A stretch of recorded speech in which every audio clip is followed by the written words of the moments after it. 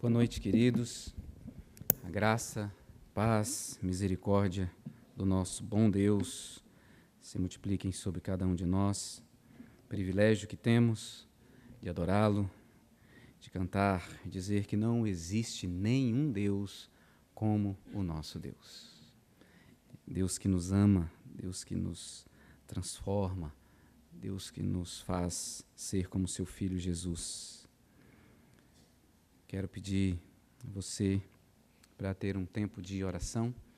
Sempre quando nós nos achegamos diante do Senhor para ouvir-lhe a voz, através da exposição da palavra, e vamos ouvir acerca de um texto que conhecemos, uma luta que precisamos vencer é de não prestar atenção, porque é um texto que eu já ouvi, já li, já conheço.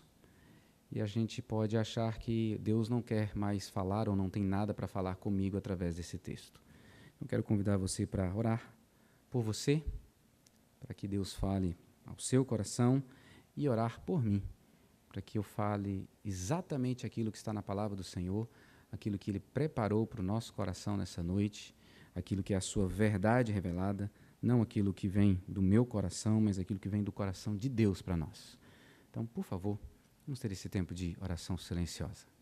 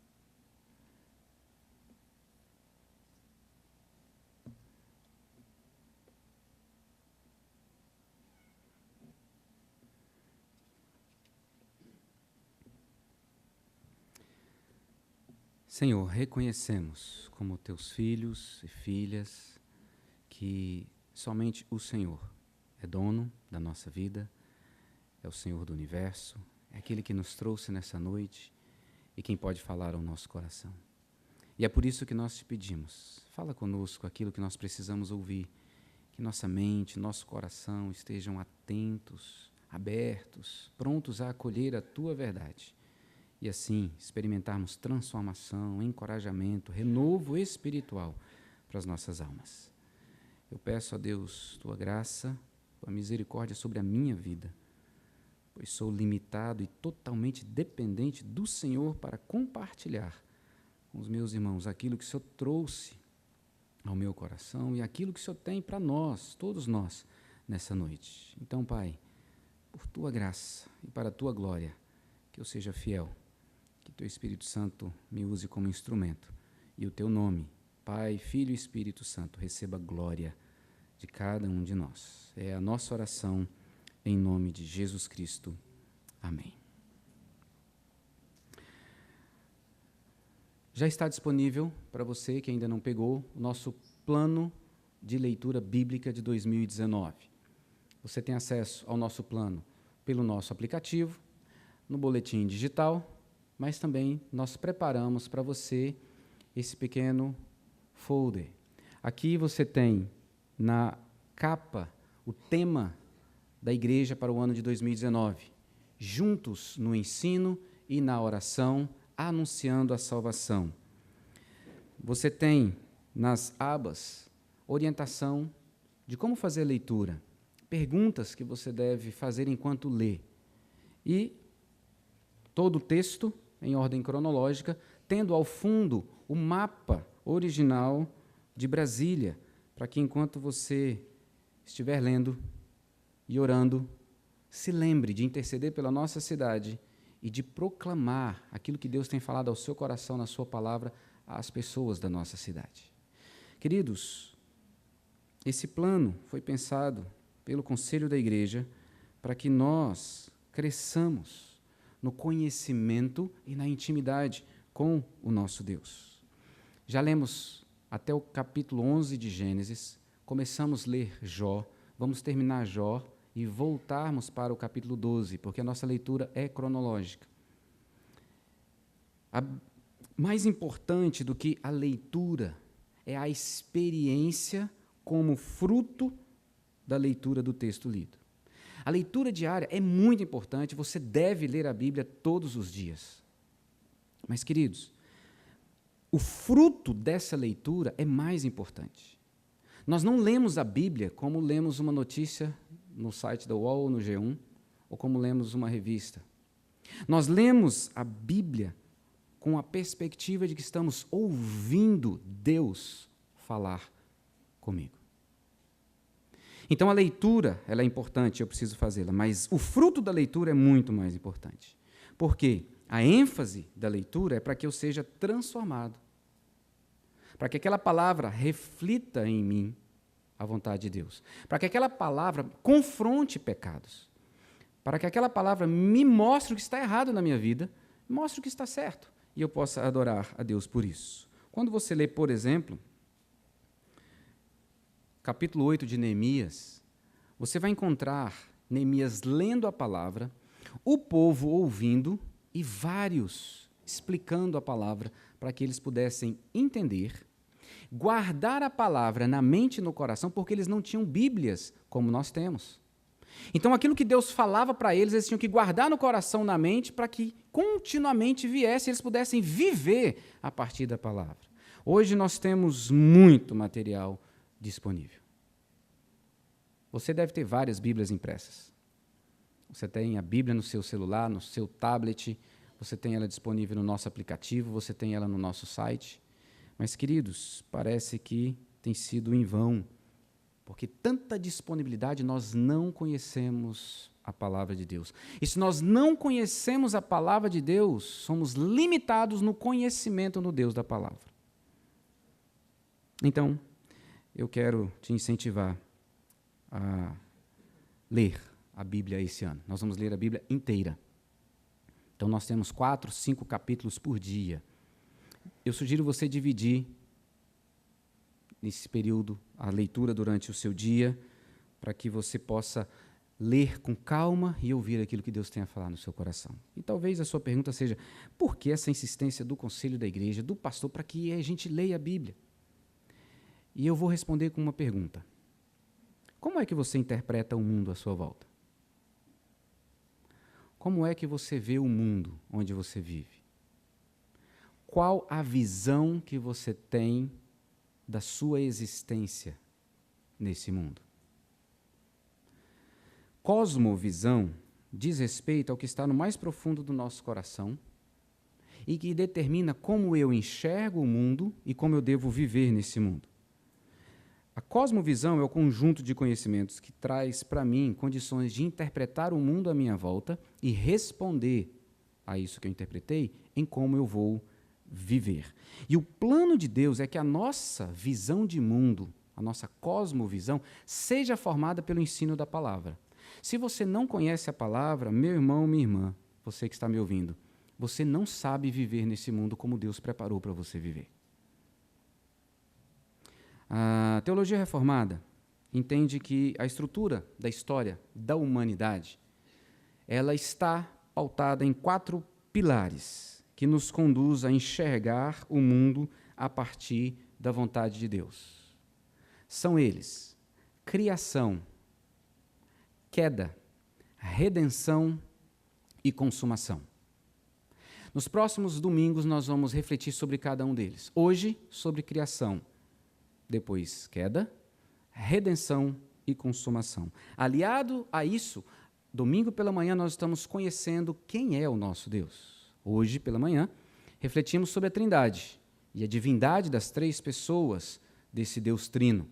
Próximo domingo, sobre Deus Pai. Seguindo, Deus Espírito Santo e, por último, Deus Filho. E eu quero convidar você, então, a abrir a sua Bíblia em Gênesis 1, parte da nossa leitura, já do nosso plano bíblico, porque é nesse texto de Gênesis que nós vamos caminhar para refletirmos sobre esses temas. Gênesis capítulo 1, eu vou fazer a leitura de todo o capítulo, peço que você acompanhe com atenção.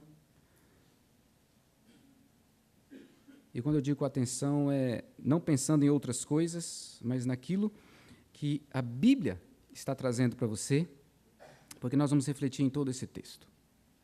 Diz assim: no princípio, criou Deus os céus e a terra. A terra, porém, estava sem forma e vazia. Havia trevas sobre a face do abismo, e o Espírito de Deus pairava por sobre as águas. Disse Deus: haja luz, e houve luz. E viu Deus que a luz era boa, e fez separação entre a luz e as trevas. Chamou Deus a luz dia e as trevas noite. Houve tarde e manhã o primeiro dia. E disse Deus: haja firmamento no meio das águas, e separação entre águas e águas.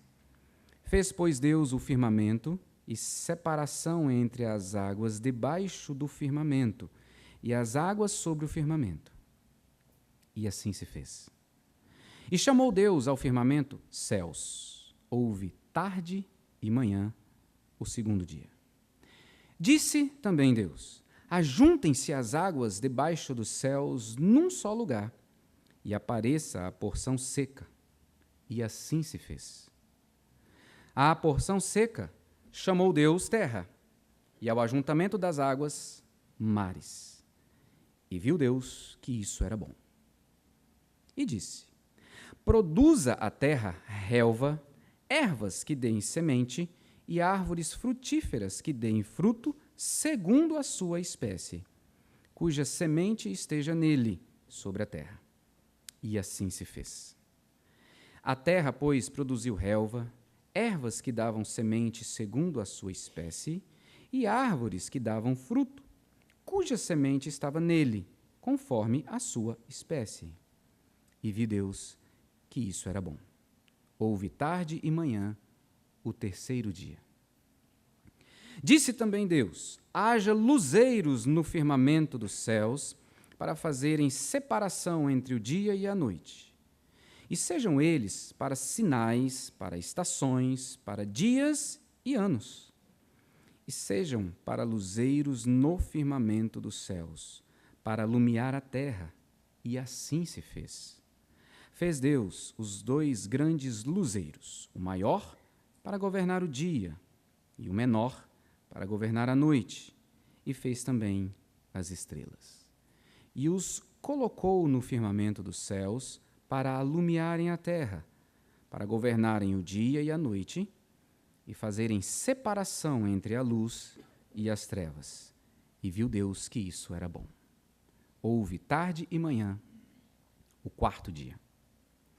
Disse também Deus: povoem-se as águas de enxames de seres viventes, e voem as aves sobre a terra, sob o firmamento dos céus.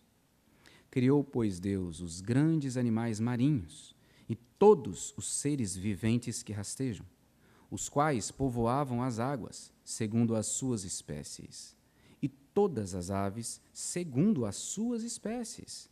E viu Deus que isso era bom. E Deus os abençoou, dizendo: sede fecundos, multiplicai-vos e enchei as águas dos mares, e na terra se multipliquem as aves. Houve tarde e manhã, o quinto dia. Disse também Deus: produza a terra seres viventes, conforme a sua espécie, animais domésticos, répteis e animais selváticos, segundo a sua espécie. E assim se fez. E fez Deus os animais selváticos, segundo a sua espécie, e os animais domésticos, conforme a sua espécie, e todos os répteis da terra, conforme a sua espécie. E viu Deus que isso era bom. Também disse Deus: façamos o homem à nossa imagem, conforme a nossa semelhança.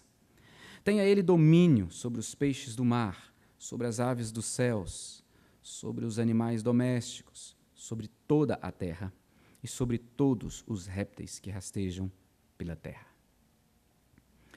Criou Deus, pois, o homem à sua imagem, a imagem de Deus o criou. Homem e mulher os criou. E Deus os abençoou e lhes disse: sede fecundos, multiplicai-vos, enchei a terra e sujeitai-a.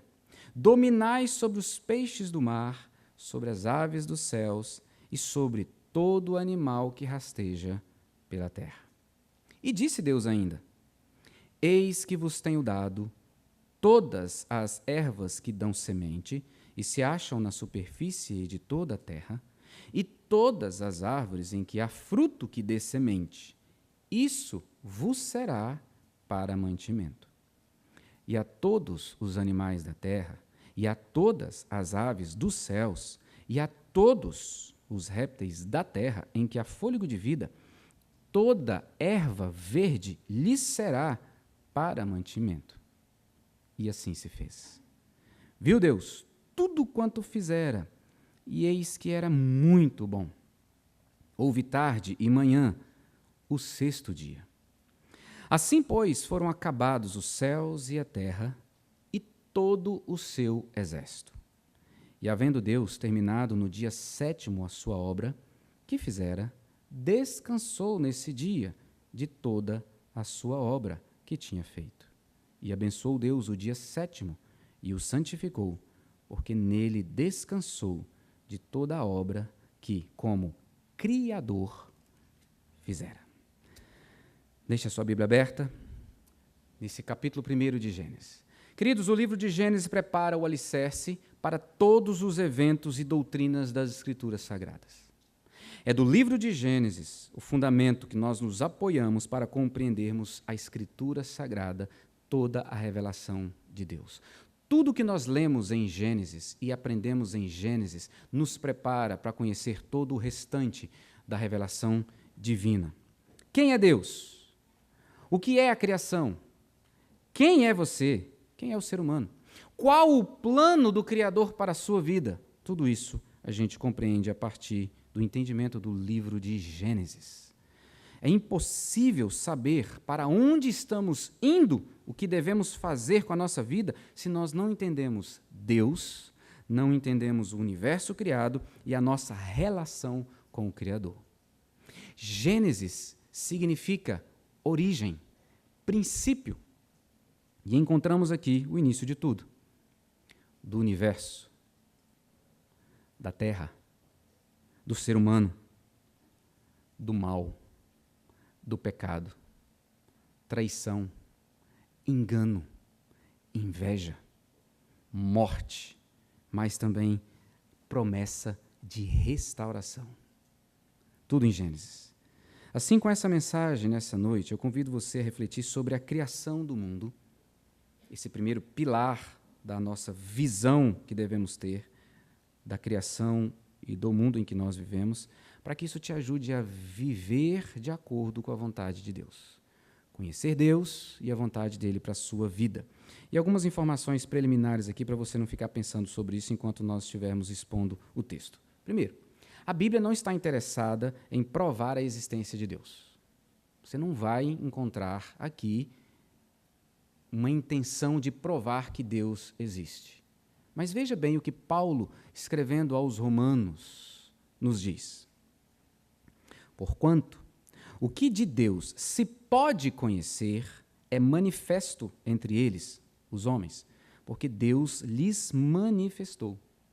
Porque os atributos invisíveis de Deus, assim o seu eterno poder, como também a sua própria divindade, claramente se reconhecem desde o princípio do mundo, sendo percebidos por meio das coisas que foram criadas. O que Paulo está dizendo é que, na criação, nós reconhecemos Deus, cremos na sua existência e conhecemos o seu caráter. Tais homens são, por isso, indesculpáveis. Romanos 1, versos 19 e 20, se você quiser anotar. No coração de todo ser humano, há como que uma intuição de que Deus existe como Criador. Salomão, refletindo sobre a existência da vida, ele escreveu: tudo fez Deus formoso no seu devido tempo. Também pôs a eternidade no coração do homem. Mesmo os que negam a existência de Deus, na verdade, lutam contra essa intuição dentro do coração, porque Deus criou o ser humano, a sua imagem e semelhança, para viver num relacionamento com Ele, e criado a imagem e semelhança de Deus, há uma sede por esse relacionamento com Deus. E há lá no fundo do coração algo que diz que eu fui criado e eu quero conhecer e me relacionar com esse Criador. O texto bíblico de Gênesis não se detém em esclarecer, queridos, se o mundo foi criado em 6 dias literais de 24 horas. Essa não é a preocupação. Moisés, o seu autor, quer que nós conheçamos quem criou o mundo, por que ele criou o mundo, como ele criou o mundo. Então, não vou entrar nesses detalhes, depois a gente pode conversar sobre isso. Mas nós vamos olhar aqui como a criação do mundo forma ou fundamenta essa base para nós entendermos a nossa existência e termos uma visão correta do mundo. E nós vamos ver isso quanto à realidade de Deus, quanto à realidade do mundo e quanto à realidade do homem. São os 3 pontos da mensagem dessa noite. A realidade de Deus. Verso 1. O que diz o verso 1? No princípio, criou Deus os céus e a terra. Antes do mundo ser mundo, o verso 1 diz para mim e para você que Deus já existia. Deus já existia e esse Deus chega e cria os céus e a terra. Queridos, o primeiro ato de Deus, a criação, é um ato de graça. Ele não precisava criar o mundo, ele não precisava criar a mim e a você. E ele fez isso por um ato de graça. E nós vamos entender isso melhor. Mas Deus age livremente para refletir seu caráter, criando um mundo que é muito bom, para que a sua beleza, a sua bondade, a sua glória, o seu caráter sejam manifestos no mundo. E como diz Michael Reeves, o amor de Deus seja expandido de tão grande que ele é. Esse amor do Deus Pai pelo Deus Filho, ele não pôde se conter, ele teve que ser expandido e me alcançou e te alcançou. Deus cria como ato de graça. Deus não é criado. Por isso nós cremos na afirmação de que Deus é eterno, porque Ele é. Quando Moisés é chamado por Deus para libertar o povo, Moisés fala: quem eu vou dizer que o Senhor é? Ele diz que eu sou. Ele é. Assim, olhando para a realidade de Deus no texto da criação, nós vemos que existe só um Deus. Porque todo o restante são criação de Deus. Então, quando nós adoramos outros deuses, estamos adorando aquilo que foi criado pelo único e verdadeiro Deus. Porque Deus criou todas as coisas. Então, não há rivalidade entre deuses. Existe um Deus que criou todas as coisas. E um homem com o coração caído, como eu e você, que adora falsos deuses. Queridos, como Deus criou, tudo o mais é criado. E o verbo usado aqui para criou é um verbo que só é usado para a ação criativa de Deus, que significa, do nada, trazer à existência. E somente Deus fez isso. Como Ele faz isso? Pela sua palavra. O verso 2 diz para mim e para você que o Espírito de Deus está sobre as águas, que é uma expressão usada para significar aquela substância ainda informe, que ainda precisava de forma e preenchimento. E o verso 3 diz: disse Deus. Tudo se dá pela palavra, é criado pela palavra. Então nós temos aqui, desde o início, a Trindade presente. O Deus Pai, o Deus Filho, que é a palavra, o Logos de Deus, e o Espírito Santo. Deus se revelando na criação. O Deus que não é criado se apresenta como Pai, Filho e Espírito Santo. O que e como Deus cria? Deus cria a partir do nada. E Ele chama toda a criação à existência por meio da sua palavra. Céus e terra, no primeiro verso, diz respeito a todo o universo. Galáxias, planetas, tudo aquilo que vai dar a base para o planeta Terra. Mas também Deus vai criar o tempo, porque Ele é atemporal. Mas para que o mundo existisse, eu e você pudéssemos existir nesse mundo, Deus precisa criar o tempo. Veja o verso 14. Disse também Deus: haja luzeiros no firmamento dos céus, para fazerem separação entre dia e noite. E esses luzeiros que farão separação entre dia e noite, farão o que mais, gente, no final do verso 14? Sinais, estações, dias e anos. Deus cria para estabelecer estações, dias, anos, eras. E isso é sensacional porque Deus é eterno, como dono do tempo, cria o tempo por minha causa, por sua causa. É por isso que a gente vai ficando mais velho. Mas não é por causa da criação do tempo que eu vou ficando mais velho. Eu vou ficando mais velho por causa da decadência que o pecado gerou na minha e na sua vida. Mas isso é para domingo que vem, sobre a queda. O tempo, portanto, pertence a Deus, não a mim e a você. Porque é Ele que criou. Ele é o dono dele. Então não se preocupe se a sua oração não foi respondida. Não se preocupe se aquilo que você tanto esperava não aconteceu ainda. Deus está cuidando da sua vida e do seu tempo. Como Ele cria o tempo pensando na sua criação, então Ele estabelece um princípio sabático de descanso. Capítulo 2, versos de 1 a 3, nós vemos que Deus, depois que termina de criar todas as coisas, Ele descansa. E Ele não descansa porque Ele estava cansado, meus irmãos. Ele descansa porque Ele completou a sua obra criativa. Eu e você nos cansamos, porque somos criaturas.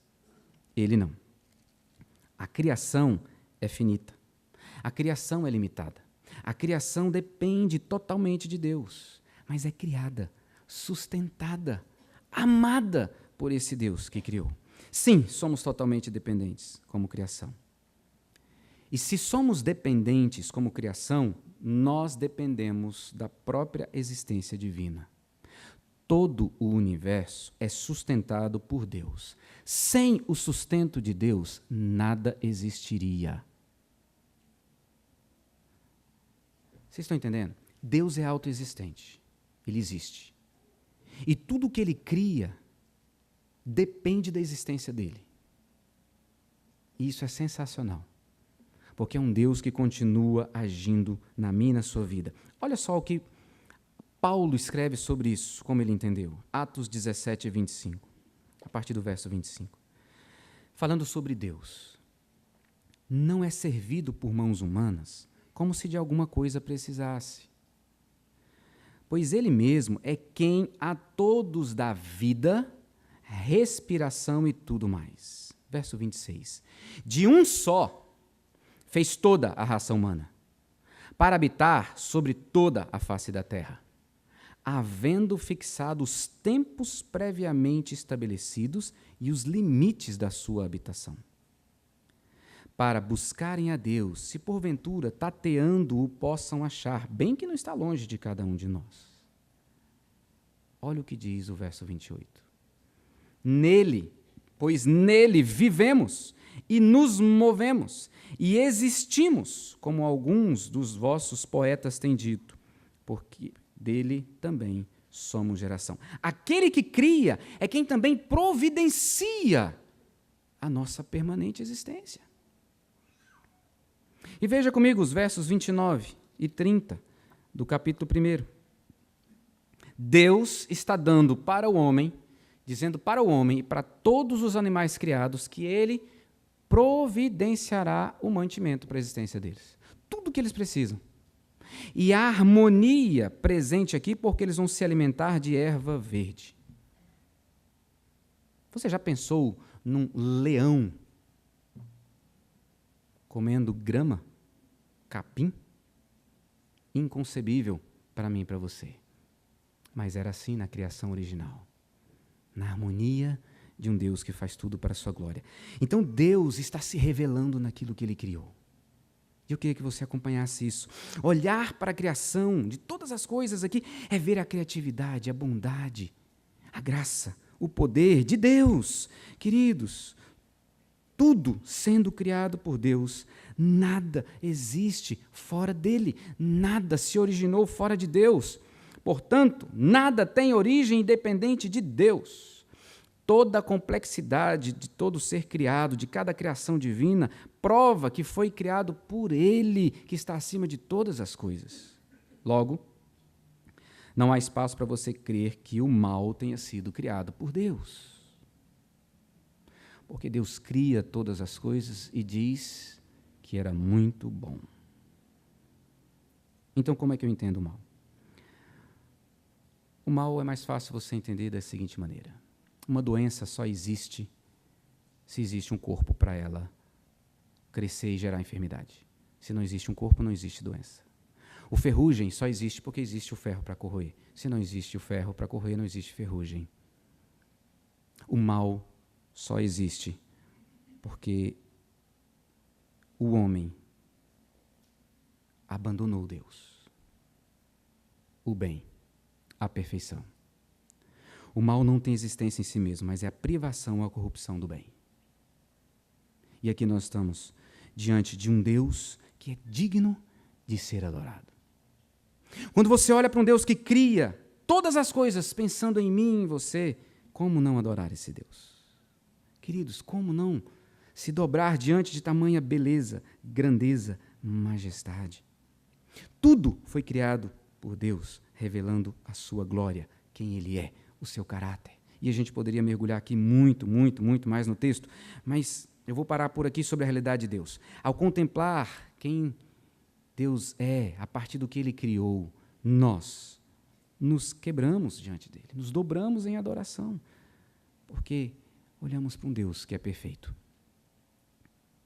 um Deus que é eterno, um Deus que não muda, um Deus que te ama, um Deus que está agindo para mudar a sua vida. Olhando para a criação, qual a realidade do mundo criado? Então acompanhe comigo. A criação do mundo, então, se dá do nada. Não existia uma matéria pré-existente e Deus chegou lá como um artesão e foi moldando. Não.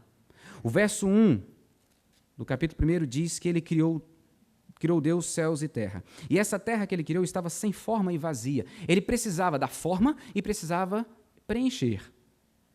Então Deus é do nada que ele cria. É do nada ele cria esse... Quando a gente não sabe definir, a gente usa negócio, né? Esse negócio sem forma e vazio. E aí ele vai começar a dar forma e começar a preencher. Então veja, a criação da matéria se dá a partir do nada no verso 1. No verso 2, essa matéria, esse monte de coisa está sem forma e vazia. Aí a gente vê como que Deus, a partir do verso de número 3, vai dando forma e depois vai preenchendo. E eu queria que você acompanhasse isso comigo. Porque ele cria algo que precisa receber uma forma e precisa ser preenchido. Então, os versos de 3 a 5, ele forma a luz e trevas, dia e noite. No verso 14, ele preenche o dia e a noite com luzeiros, sol, lua, estrelas. O verso 6 até o verso 8, que é o segundo dia da criação, ele forma o céu e os mares. E preenche com pássaros e peixes, versos de 20 a 23, que é o quinto dia. O terceiro dia, versos de 9 até o verso de número 11, você vê que a forma é a terra seca e a vegetação. E ela precisa ser preenchida. E ela é preenchida por animais terrestres, homem e mulher, que é o sexto dia. Então, o primeiro com o quarto, o segundo com o quinto, o terceiro com o sexto. Forma primeiro, preenchimento depois. Isso é maravilhoso, gente, porque mostra que o nosso Deus é perfeito. A ordem demonstra a harmonia da pessoa e da obra de Deus. Não há nada que Deus faça que não seja cheio de harmonia. Não há. Pensa na salvação, isso é lá para o terceiro domingo, redenção. Como é que ele fez tudo perfeitamente. Agora note o padrão de cada dia. Cada dia da criação do mundo tem uma declaração. Disse Deus. Tem uma ordem. Haja luz. Haja firmamento. Haja luzeiros. Ajuntem-se. Cada dia, depois da declaração e da ordem, há um relato. E assim se fez. O cumprimento à palavra de Deus. Cada dia, depois da declaração, da ordem e do relato, há uma avaliação. É bom. E viu Deus que isso era bom. E finaliza cada dia com uma cronologia. Foi assim, tarde e manhã, o primeiro dia. E você já notou que não é manhã e tarde? É tarde e manhã? Não há preocupação com cronologia, mas há preocupação em mostrar como que Deus fez. Queridos, o pensamento do naturalista Charles Darwin sugere que o universo surge exclusivamente de causas naturais e pressupõe que o desenvolvimento das espécies passa do menos complexo para o mais complexo, até justificar a diversidade das espécies das criaturas. É uma teoria fundamentada no distanciamento da verdade bíblica, da verdade de Deus que criou todas as coisas. Está aqui. Em 1997 foi escrito um livro, A Caixa Preta de Darwin, O Desafio da Bioquímica à Teoria da Evolução. E os seus autores, a partir da bioquímica, contestam, questionam muito das defesas de Darwin. Deus criou o mundo. Deus sustenta o mundo. Deus preserva o mundo. Deus trabalha para a redenção desse mundo. Deus, único e suficiente Deus. É assim que Deus se revela na criação do mundo. Mas vamos ver a realidade do homem. Embora Gênesis 1, 26 a 28 traga para a gente a criação do homem, é apenas um trailer, porque o filme mesmo está no capítulo 2. Tá? Mas as informações aqui do trailer nos ajudam muito a pensar já sobre a realidade humana nesse plano de Deus da criação do mundo. O verso 26 diz o que para a gente? Como é que começa? Mais uma vez, Deus usa a palavra e Deus diz. E o que ele diz? Façamos, plural. Mais uma vez a referência ao Pai, ao Filho e ao Espírito Santo. Esse homem é criado à imagem e semelhança do façamos. O homem e a mulher são criados à imagem e semelhança de um Deus trino, Pai, Filho e Espírito. Por isso que eu e você não fomos criados para vivermos sozinhos e solitários. Fomos criados para viver em comunidade, em relacionamentos interpessoais. Porque somos imagem e semelhança de uma trindade, que na eternidade existe em harmonia, perfeita harmonia. E Deus me cria, e cria o homem, e cria a mulher, à imagem e semelhança. É a última coisa a ser criada.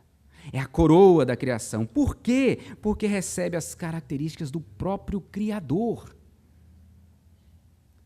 Recebem atributos do próprio Criador. Então perceba que todo mundo é criado para que o homem possa existir. Tudo que Deus vai criando até aqui é para que o homem tenha condições de existir. Senão não teria, e existir para a glória dele.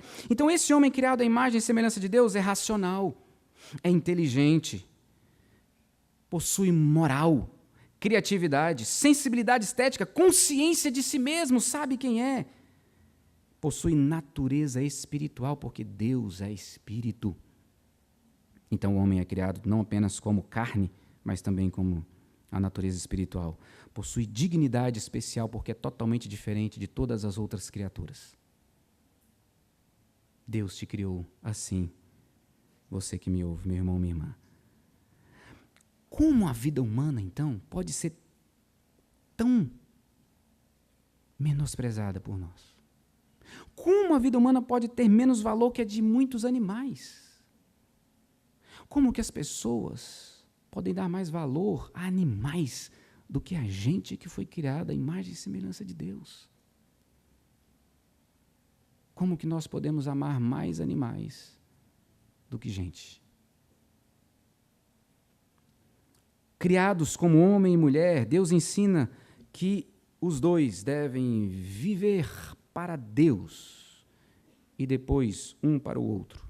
Porque no verso 28, Deus os une, os abençoa. Abençoar aqui é dar capacidade para, e eles vão ser fecundos, vão se multiplicar, vão encher a terra. Mas esse ser humano que é criado como homem e mulher não é eterno. Ele foi criado para ser imortal, porque eterno é aquele que não teve origem, não tem início, e o homem teve. Ele foi criado. Então eu e você não somos eternos, agora fomos criados para a imortalidade, para a eternidade daqui para frente. Porque somente Deus é eterno. Então todos nós fomos criados e temos origem, por isso não somos eternos. E em Cristo Jesus recebemos imortalidade para ser vivida na presença de Deus. O que é diferente daqueles que vão existir pela eternidade daqui para frente, na presença da ira de Deus, condenados ao inferno. Dor, tristeza, angústia, ranger de dentes por toda uma eternidade. O ser humano então recebe de Deus imagem e semelhança, para, a partir dessa imagem e semelhança, queridos, dominar sobre toda a criação divina. É a primeira ordem que eles vão receber. Verso de número 26. O homem é como um zelador do condomínio. Tem que administrar aquilo que Deus confia a ele. E ele tem que administrar a imagem e semelhança de Deus. Ou seja, com as características que Deus deu para ele. Não sob tirania e destruição, mas com amor, cuidado, graça, como Deus criou todas as coisas. O homem exerce esse domínio à semelhança de Deus. E a gente já vê isso no capítulo 2, verso 20, quando o homem dá nome aos animais domésticos, às aves dos céus e a todos os animais selváticos. E é onde ele vai perceber que não tinha uma para ele. Esse homem, criado à imagem e semelhança de Deus, esse homem e essa mulher, são livres. Eles não são robô. Eles possuem liberdade, consciência moral. Então Deus cria o homem com essa liberdade. Somente Adão e Eva possuíram livre arbítrio, que significa a capacidade de não pecar e a capacidade de pecar. A partir de Adão e Eva, todos os que foram gerados não possuem mais livre arbítrio, possuem livre agência, porque vão agir conforme a sua natureza pecaminosa. Você não consegue não pecar. João escreve na sua primeira carta: se você diz que não peca, que não comete pecados, você é mentiroso. Então nós não temos livre-arbítrio. Nós temos livre agência. Agimos conforme a nossa natureza contaminada pelo pecado. O que muda essa história é quando Cristo se torna Senhor sobre a sua vida. Aí em Cristo você pode vencer pecados, mas ainda vai, de vez em quando, pecar. E você vai ser livre do pecado de uma vez por todas na volta do nosso Senhor Jesus. Então veja, eles tinham condições de pecar e de não pecar. Quando é que o mal surge? Do uso indevido da liberdade. Que vem primeiro Lúcifer, depois a partir do homem que foi tentado. O mal não é criado por Deus, mas é possível pelo fato da criatura, o ser criado, dizer não a Deus. Porque Deus criou com liberdade. O ser humano, queridos, é criado como homem e como mulher para gerarem filhos que refletirão Deus, porque serão criados à imagem e semelhança de Deus. Portanto, a sexualidade, aqui no verso de número 28, ela vem à existência como graça de Deus, bondade de Deus, antes do pecado.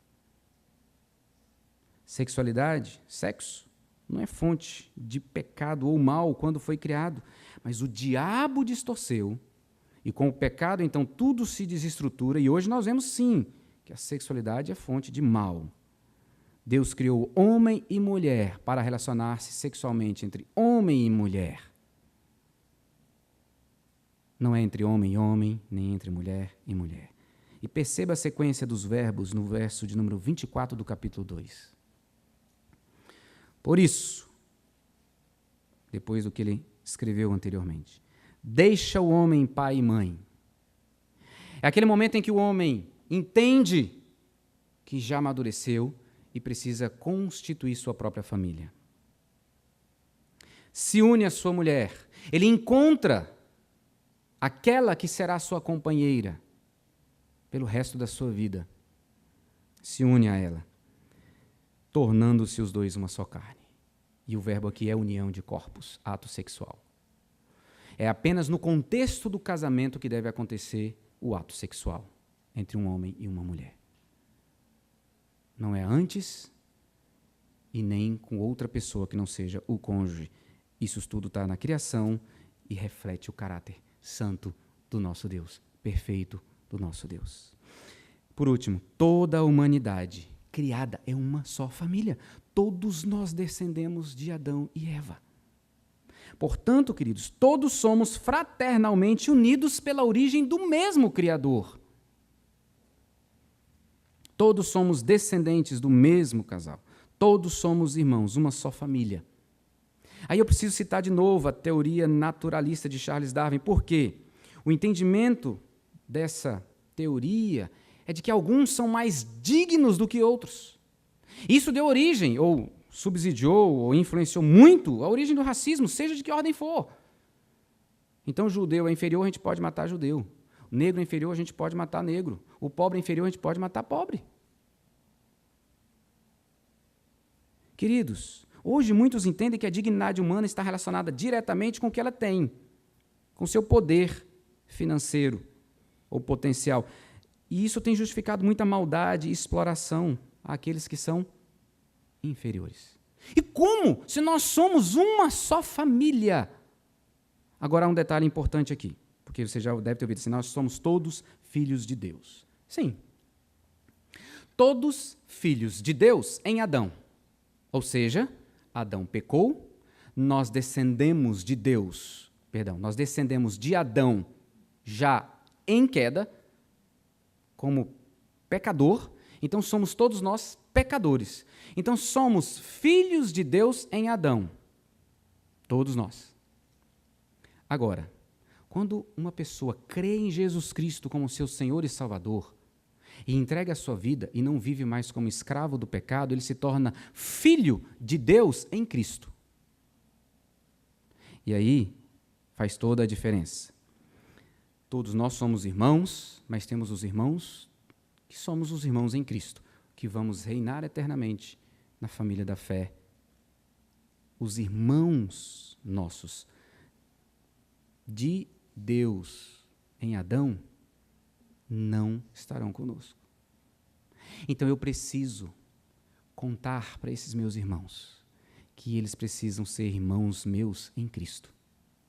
Eu não posso deixar que eles sejam apenas irmãos meus em Adão. Eu preciso falar para eles. Eu tenho que anunciar o Evangelho. Queridos, o ser humano é a maior prova da criação divina.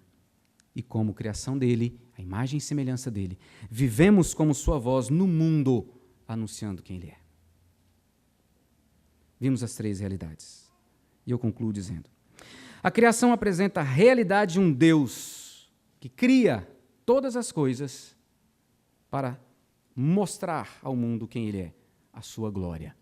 E cria o ser humano para viver nesse mundo, para um relacionamento perfeito de intimidade com ele, onde ele pode expandir o seu amor. O ser humano, portanto, é criado para crer e relacionar-se com o seu Criador.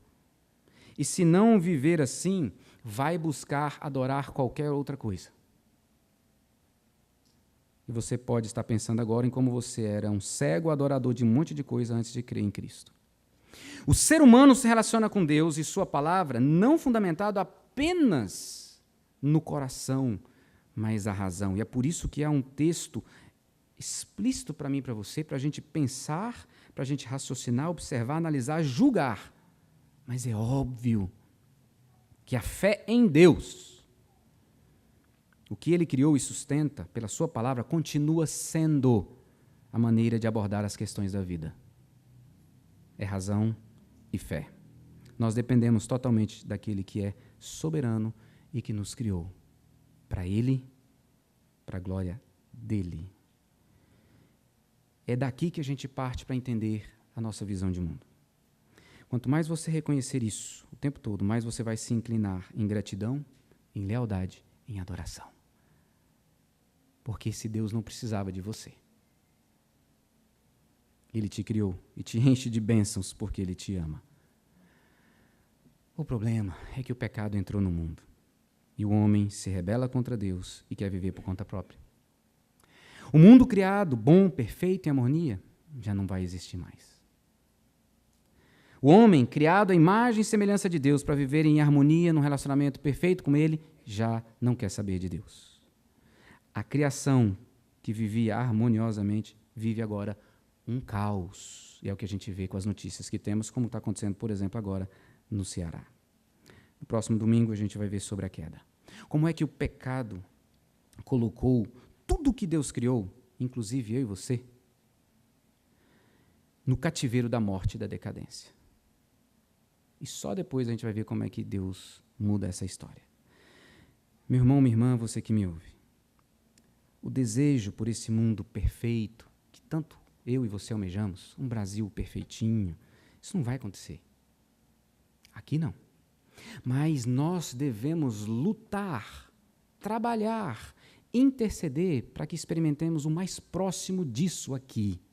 Porque essa é a vontade de Deus para mim, para você. Somos responsáveis por administrar aquilo que Ele criou, a imagem e semelhança dEle. Então não é destruir. E esse desejo pelo mundo perfeito, eu creio ser uma saudade do Éden, que eu e você temos. Uma vez eu vi um escritor dizendo, será que aquela melancolia que a gente tem assim no final da tarde, início da noite, não está nem escuro direito, mas também já deixou de ficar claro, e bate aquela melancolia, a Júnia tem muito isso, bate aquela melancolia, né, aquele horário assim que está meio ruim, e um autor disse, será que isso não é saudade de encontrar-se com Deus na viração do dia? Será que não é? Aquela saudade de ver Deus quando Ele vinha na viração do dia para a noite para encontrar com o casal. Somente Deus tem poder para redimir, recriar e renovar. E Ele está fazendo isso na minha e na sua vida. Deus está agindo para a plena redenção do mundo. Quem crê em Jesus já desfruta dessas verdades e vai desfrutar plenamente na volta do nosso Senhor. Eu quero fazer uma aplicação para nós, 3 aplicações. Gente, quando a gente lê isso aqui, primeira coisa, isso tem que gerar humildade no nosso coração. Nós não estamos acima de ninguém. Eu não sou melhor do que ninguém. Eu devo amar, respeitar, cuidar. E Jesus vai dizer, inclusive dos inimigos. Porque mesmo os inimigos são criados à imagem e semelhança de Deus e podem ser alguém que vai ser transformado por Cristo. E vai se transformar, irmão meu, em Cristo. E vai viver comigo na eternidade. Então nós precisamos de humildade para crermos no poder e no amor de Deus para transformar as pessoas que estão distantes da verdade de Deus. Segunda aplicação, isso aqui tem que gerar responsabilidade em mim e você. Nós somos imagem e semelhança de Deus refletida na administração de todas as coisas. Tudo que Ele te dá é para você administrar. Não é teu, foi Ele que te deu, Ele que criou, para a glória dEle, para revelar a glória dEle. Então nós temos que proclamar esse evangelho, mas temos que viver esse evangelho no nosso país, onde Deus nos coloca, na nossa sociedade, administrando bem o que Deus nos tem confiado, para que Ele receba glória. E para ficar fácil de você gravar, espiritualidade, humildade, responsabilidade e espiritualidade. Queridos, a adoração é devida somente a esse Deus. E vivida no dia a dia, não só quando nós nos encontramos aqui. É no viver, reconhecendo-se dependente e agraciado por existir por causa de Deus e para a glória de Deus, é que você vai adorá-lo. Então, em tudo que eu estou fazendo, trabalhando, como eu estou me relacionando, eu estou adorando a Deus. porque eu sou sustentado por Ele em todas as minhas necessidades e sou capacitado por Ele para viver. Então, espiritualidade, humildade, responsabilidade e espiritualidade. A realidade de um Deus, de um mundo, de um ser humano criado para o Senhor. Criação. É aqui que a gente começa a base para formar uma cosmovisão bíblica do plano e da vontade de Deus para nós. Feche seus olhos. Ore ao Senhor, à luz daquilo que Ele falou ao seu coração, aquilo que Ele tem para você.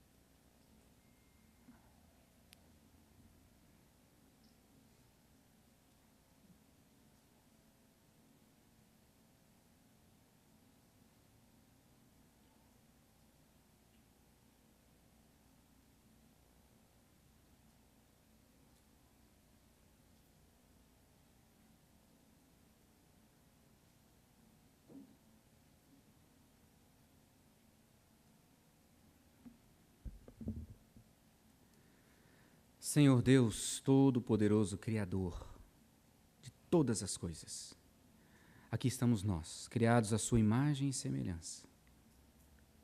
E muitos de nós já somos teus filhos e filhas. O Espírito Santo já habita em nós, temos a vida eterna, a vida do Deus eterno habita em nós. Já vivemos essa vida eterna, aguardando a volta de Jesus, para desfrutarmos dela plenamente. Aqui ainda lutamos contra o pecado, mas nós queremos te agradecer porque o Senhor nos alcançou em Cristo Jesus. E podemos viver hoje para proclamar ao mundo quem o Senhor é. Mas nós pedimos capacitação do Senhor para vivermos com humildade, uma responsabilidade e uma espiritualidade que reflita ao mundo quem o Senhor é. Mas, Deus, eu quero pedir por aqueles que estão aqui ouvindo e que ainda não entregaram a vida a Cristo, que Jesus não é o Senhor da sua vida e, portanto, não receberam vida eterna. Ah, Deus, leva os corações cativos ao Senhor, entendendo que o Senhor é o Criador e é o sustentador. É aquele que sustenta todas as coisas pelo poder da sua palavra e que redime para que esses possam ter uma vida abundante e eterna no relacionamento contigo. Pai, não deixe de quem ouviu essa mensagem e foi escolhido por Ti,